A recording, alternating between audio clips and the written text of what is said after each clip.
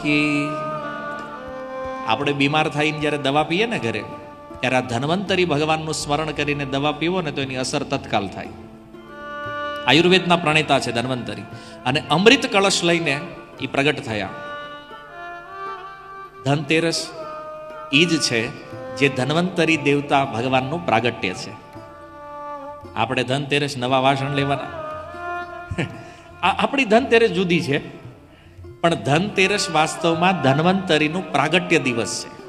ભગવાન ધન્વંતરી આ દિવસે પ્રગટ થયા છે, એટલે એને ધનતેરસ કહેવામાં આવે છે. ત્યારે એમની સ્થાપના, પૂજા, ઉપાસના એની પણ પુરાણોમાં એક વિધિ છે. પણ કહે છે ધન્વંતરીર ઇતિ ખ્યાત આયુર્વેદ દિગ્ય ભાગ. આ આયુર્વેદના પ્રવર્તક, યજ્ઞના ભોગતા ભગવાન ધન્વંતરીના નામથી સુપ્રસિદ્ધ થયા. અને દૈત્યોની નજર પડી, ભણેલા તો હતા, અને કળશ ઉપર લખ્યું હતું અમૃતમ. અને એને ખબર પડી આ અમૃત છે. હજી બીજા કોઈ કાંઈ વિચારે, કાંઈ કાર્ય કરી પહેલા ધન્વંતરી ભગવાનના હાથમાંથી કળશ લઈને દેવતાઓ ભાગ્યા.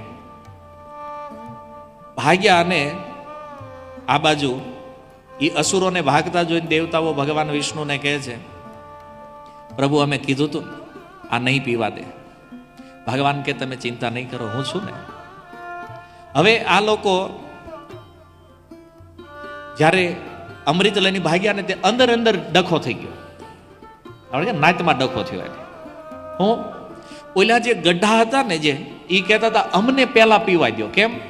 એ કહેલા તમે જુવાનિયા છો, તમારે તો હજી બહુ ટાઈમ છે જીવવાનો, અમે હમણાં ઉકલી જાઉં, અમને અમૃત આપો પહેલા. તે ઓલા યુવાનો હતા એ કે હવે તમારે અમથું મરવાનું, તમારે હું પીન કરવું છે, અમને પીવા દો. એ અને હું પહેલા પીવું આમ કરતા કરતા અંદરો અંદર ડખો થયો. એકબીજાના હાથમાંથી કળશ આંચકી અને એકબીજાના હાથમાં જવા લાગ્યો. અને આ પરિશ્રમ જ્યારે થયો ત્યારે, અને અમુક તો એવા હોય નબળાઈ તે બિચારા, જેને તો હાથ લાગ્યો જ નહીં કળશ સુધી, એણે કીધું આમ બધાય નહીં, જો આપણે મહેનત કરી એટલી દેવતાઓએ કરી છે તો પછી એને પીવા દેવું જોઈએ ને અડધું. અને આ બિચારાને એમ હતું કે જો દેવતાને મળશે ને તો અમને મળશે. એટલે આવી સલાહ દેતા હતી કે મહેનત બેની હરખી છે તો બે અડધું અડધું મળવું જોઈએ.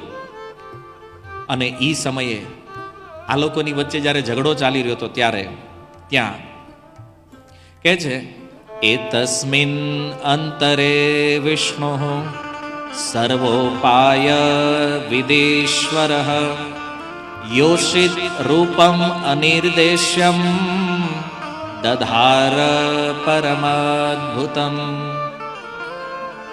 એ સમયે ભગવાન મોહિની અવતાર લઈ અને આ અસુરોથી થોડે દૂર પોતાને પ્રગટ કર્યા ભગવાને. બોલો મોહિની ભગવાન કી. એવું સુંદર સ્વરૂપ છે ભગવાનનું. અને જેવી આ અસુરોની દ્રષ્ટિ એ મોહિની ઉપર પડી, બધા અસુરોએ કીધું એ શાંતિ શાંતિ. આટલી સુંદર સ્ત્રી સામે ઊભી છે, બધાય નહીં, લડાઈ નહીં. કેમ? First impression is the last. Impression ન બગડવી જોઈએ કે આ બધું બંધ કરો હમણાં.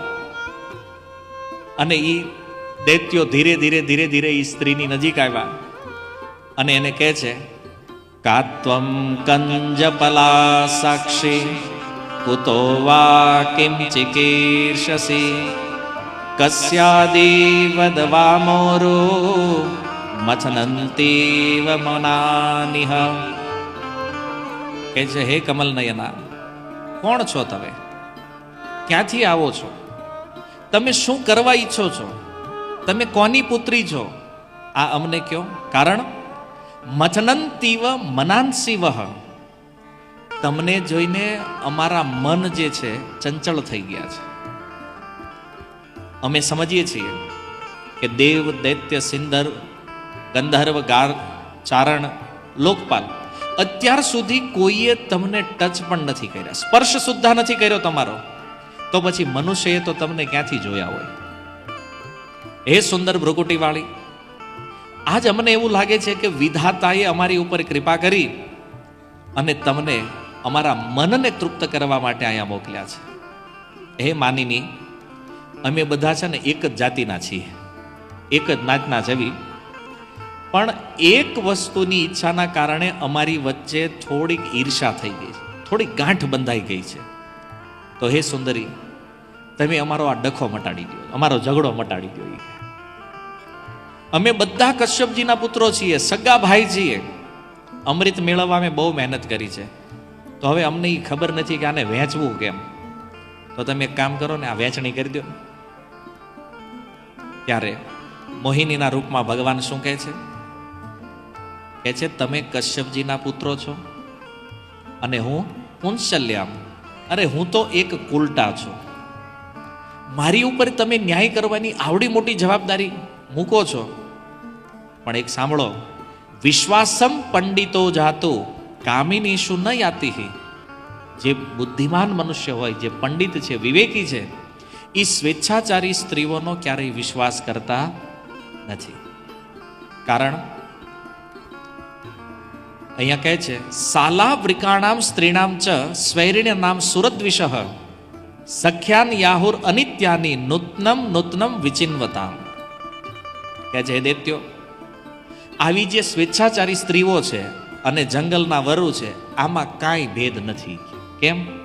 બેય રોજ નવા નવા શિકાર ગોતતા હોય. એટલા માટે મારી જેવી એક રસ્તે રખડતી, એક રસ્તે ભટકતી સ્ત્રી ઉપર તમારે ભરોસો કરાય. જો આ પણ એક નીતિ છે ભગવાનની. આપણે કોઈને આપણામાં વિશ્વાસ લાવવો હોય ને, તો આ નીતિ આપણે પણ ઘણા લોકો પ્રયોગ કરે. આપણે એની પાસે જઈએ, તમે આવો ને અમારા ઘરે થોડુંક સમાધાન કરાવી દો, મને રહેવાય દો, એ કે મારું આમાં ત્યાં બોલો સામે વળે કે ના, તમારી સિવાય પણ થાય એમ જ નથી. એટલે બોલો વાતમાં આવી જાય બરાબર. એટલે એ પછી એમ કે તો પછી હું કહું એમ કરવું હોય તો આવું. અરે તમે કયો એમ જ તે બસ આવો તમે. એમ ભગવાને આ દેવતાઓને તો અમૃત આપવાના હતા, એટલે અસુરોને એવા વિશ્વાસ વાતમાં લીધા, સામેથી પોતાની નિંદા કરી કે મારી જેવી રખડતી સ્ત્રી ઉપર તમારે ભરોસો કરાય. ઓલે કીધું કેટલી સારી વાત કરે, સામેથી પોતાના અવગુણ કહે. જો આ પાકું, આને આપો કળશી. નહીં, હવે તો તમારે જ વિતરણ કરવાનું છે. ભગવાન કહેજો ભાઈ કોઈને વધારે મળે હોય, મને આ ફાવટ નથી, આપણને આવડતું નથી આ વિતરણ કેમ કરવાની. વધતું ઓછું કોકને થઈ ગયું તો અસુરોએ કીધું અમે કાંઈ નહીં બોલવી. જે લીડર હતા એને પૂછ્યું ઓકે છે, ના પાડવાની ક્યાં હતી ક્યાંય. મોહિની સામે કોણ પોતાની ઇમ્પ્રેશન ખરાબ કરે કે ભાઈ. બધાએ કીધું આ જે કરે એ મંજૂર. અને કળશ સોંપી દીધો મોહિનીના હાથમાં. ભગવાને કીધું એક કામ કરો, લાઈનમાં બેસી જાઓ બધા. પહેલા તો ઉપવાસ કરવો પડશે, કાલે સવારે વિતરણ થાય કે બપોર સુધી ઉપવાસ કરાયો. ઉપવાસ કરી અને પછી બધાને કીધું સ્નાન કરો. પછી અગ્નિ હોમ કર્યો. ગાય બ્રાહ્મણ અને ગાયોને ઘાસચારો આપ્યો, બ્રાહ્મણોને અન્ન ધન વગેરેનું દાન કર્યું, બ્રાહ્મણો પાસે સ્વસ્તિ વાચન કરાવ્યું. બધાએ પોતપોતાની પસંદગીના નવા નવા કપડાં પહેર્યા અને દર્ભના આસન ઉપર બેસાડ્યા ભગવાને બધાને.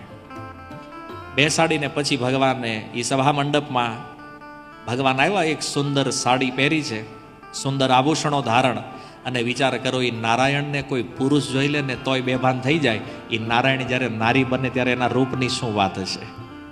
આ કલ્પના બહારનું રૂપ છે. અને ભગવાને કીધું કે હે દૈત્યો સાંભળો, આમાં મહેનત તો તમારા ભાઈઓએ કરી છે, એનોય ભાગ છે ને, બોલાવો ને એને. આપણે હવે મોહિની ના તો પાડવાની જ નહોતી. બોલાવો મોહિની કે બોલાવો એને. તો ઓલા જે બીજા હતા ને કે દેવતાઓને આપવું જોઈએ પહેલા જે કહેતા, એ તો દોડવા માંડ્યા તરત ને છે. કારણ કે એ કે એને મળે તો આપણને મળશે. એ કે ગયા ને કીધું હાલો તમને બોલાવે છે. દેવતાઓ આવ્યા, એને એક લાઈન એની કરી દીધી. અને પછી દૈત્યોને કીધું જવો, પહેલા છે ને ઉપરનું જે પતલું પતલું જે છે ને એ આને પીવડાવી દઉં દેવતાને, અને પાકો માલ જે છે ને એ તમને આપશું. અને આ એવા ગાંડા કે એને ખબર નહીં અમૃતમાં જાડું પતલું કાંઈ હોય જ નહીં, એ બધું એ ખરખું હોય. હવે માની લો તમે કોલ્ડ ડ્રિંક્સ પીવા જાઓ તો એમાં કાંઈ હોય ઉપર પતલું હોય ને હેઠે જાડું એવું કાંઈ, એ બધું એ ખરખું જ હોય. એમાં અમૃત પણ એ ખરખું છે. તો ભગવાન અમૃત માંડ્યા પીવડાવવા. અમૃત પીવડાવવા માંડ્યા ને એમાં રાહુને શંકા ગઈ કે આમાં કાંઈક ગડબડ છે. એને થયું કે હારું આપણા ભાગમાં આવે કે ન આવે. તો સૂર્ય અને ચંદ્ર બે દેવતાઓની વચ્ચે જઈને રાહુ બેહી ગયા. હવે એક પ્રશ્ન થાય ને કે આ બે દેવતાઓ કેમ ચોઈસ કર્યા એને? કારણ કે બે પ્રકાશવાળા, એ કે આના તેજમાં ખબર નહીં પડે. તો દેવતાઓનું રૂપ લઈ અને રાહુ બે દેવતાઓની વચ્ચે બેસી ગયો, અને ભગવાન મોહિની જ્યારે અમૃત વહેંચતા વહેંચતા આવ્યા તો ઓલા બે ઈશારો કરે આંખથી ભગવાનને, આસુર છે બાજુવાળો, એ કે બોલી નો, એ કે આસુર છે. અને ભગવાને એને એક ઘૂંટડો આપી દીધો, ઘૂંટડો મોઢામાં ગયો અને ઓલા બોલ્યા આ અસુર છે પ્રભુ, આ રાહુ છે. ભગવાને સુદર્શન ચક્ર ધારણ કર્યું અને એના મસ્તકને કાપી નાખ્યું. પણ મોઢા સુધી અમૃત આવ્યું તો એટલે મસ્તક અમર થઈ ગયું, ધડ મૃત્યુ પામ્યું. બ્રહ્માજીએ એને ગ્રહ બનાવી દીધો, છાયાગ્રહ. જો અહીંયા પણ વિજ્ઞાનની એક વાત કે સૂર્યગ્રહણ અને ચંદ્રગ્રહણ રાહુના કારણે થાય છે, આ આપણું અધ્યાત્મ જગત માને છે. વિજ્ઞાનને તમે પૂછો કે સૂર્યગ્રહણ અને ચંદ્રગ્રહણનું કારણ શું છે, તો બોલે છે કે આ બેની વચ્ચે એક છાયાગ્રહ આવે છે, છાયાગ્રહ. અને ભાગવતમાં પણ એ જ લખ્યું છે, અને છાયાગ્રહ બનાવવામાં આવ્યો છે. તો એ છાયાગ્રહના કારણે સૂર્યગ્રહણ ચંદ્રગ્રહણ થાય. હવે સૂર્યગ્રહણ અને ચંદ્રગ્રહણ ક્યારે થશે એનો એક્ઝેક્ટ ટાઈમ લેવા માટે વિજ્ઞાનને લાખો કરોડો ડોલર બગાડવા પડે. ભારતમાં ગમીના રોડ ઉપરથી 10 રૂપિયાનું પંચાંગ લઈ લ્યો, 100 વર્ષ પછી પણ ક્યારે ગ્રહણ થવાનું છે ને એનો સચોટ ટાઈમ એમાં આવે. આ સનાતન ધર્મ છે. આપણે કોઈ પ્રયોગની જરૂર નથી. આપણા ઋષિમુનિઓએ બધું પહેલેથી કમ્પ્લીટ કરી રાખ્યું. અને પછી તો ઓલા અસુરોને ખબર પડી કે અરે આ તો વિષ્ણુ છે, અને આપણે છેતરાણાને પછી શસ્ત્રો ખેંચ્યા બધાએ. પણ દેવતાઓ અમૃત પીન શક્તિશાળી, અને એક તો લક્ષ્મીજીની કૃપા, એ અસુરોને એવા માર્યા. અને સમુદ્રના તટે દેવાસુર સંગ્રામ થયો. જો વિશ્વના 2 યુદ્ધ પ્રસિદ્ધ છે, એક દેવાસુર સંગ્રામ અને બીજું મહાભારત.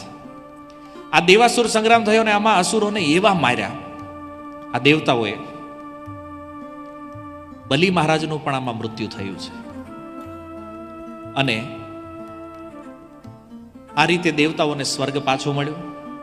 પણ એક પ્રશ્ન પરીક્ષિત મહારાજ કહે છે કે પ્રભુ મહેનત બેય હરખી કરી, પરિશ્રમ બેયનો સમાન હતો, તો ફળ દેવતાઓને મળ્યું અને દાનવોને નહીં, આનું શું કારણ છે?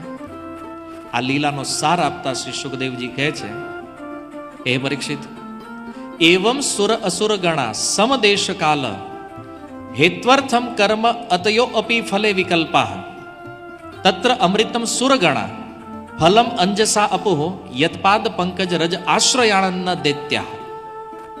આ એક શ્લોકમાં લીલાનો સાર આપતા સુખદેવજી કહે છે કે બંનેએ એક જ સમયે, એક જ સ્થળે, એક જ પ્રયોજનથી, એક જ વસ્તુ માટે, એક જ વિચારથી કર્મ કર્યું, પણ ફળમાં ઘણો ફરક પડી ગયો. કારણ દેવતાઓને બહુ સરળતાથી, બહુ સહેલાઈથી એના પરિશ્રમનું ફળ અમૃત મળ્યું. કારણ યત્પાદ પંકજ રજ આશ્રય, કારણ કે આ દેવતાઓએ ભગવાનના ચરણ રજનો આશ્રય લીધો છે. અને જ્યારે અસુરો કે છે ભગવાનથી વિમુખ રહેવાના કારણે પરિશ્રમ કરવા છતાં પણ એને અમૃતની પ્રાપ્તિ થઈ નહીં. તો આ સંસારમાં કોઈ વ્યક્તિ ગમે એટલી મહેનત કરે, ગમે એટલો પરિશ્રમ કરે, ફળ એના જ ભાગમાં જશે જેણે ભગવાનના ચરણનો આશ્રય લીધો છે. અમૃત રૂપી સનાતન સુખ એ જ પામશે જેણે ભગવાનના ચરણનો આશ્રય લીધો છે. અને બાકી ગમે એટલી મહેનત માથાકૂટ કરી લ્યો, જેણે ભગવદ આશ્રય નથી લીધો એના ભાગમાં દુઃખ સિવાય બીજું કાંઈ આવવાનું નથી. તો જો મહેનત તો સંસારમાં બધા કરે છે, પણ ઓછી મહેનતે સરળતાથી જે ફળની પ્રાપ્તિ કરે છે એ ભગવાનના આશ્રિત જનો કરે છે. અને બાકીના મથીને બિચારા મરી જાય તો એ મેળ પડતો નથી. આ સમુદ્ર મંથનનો સાર છે. પરિશ્રમ મહત્વપૂર્ણ નથી, કોના આશ્રયમાં છીએ એ વધારે મહત્વપૂર્ણ છે. આ રીતે સમુદ્ર મંથન લીલા કરી